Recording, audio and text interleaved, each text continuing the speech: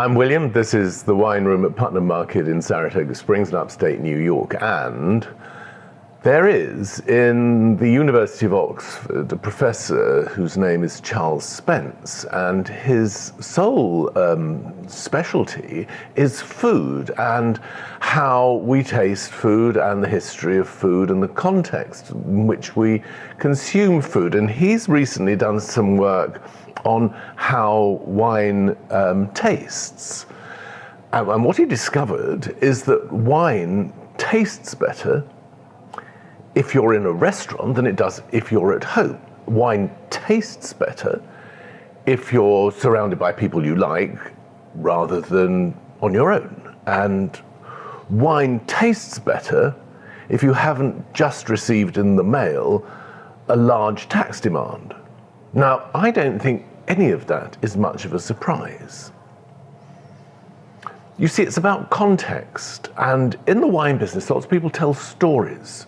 And people actually tell these stories at home. And if you were to imagine, for example, going back to someone's house and them serving you a pasta dish and the sauce was there, and they told you that this was their grandmother's recipe and they've been working on it and they used particular tomatoes on it, you probably wouldn't notice that actually they'd just been to the grocery store and bought it and it's just come straight out of a jar, because they'd have told you the story and you'd have believed all that stuff about the grandma, just as the same way that you get told stories about wine, about the unique qualities of its terroir, for example, or the unique qualities of its history.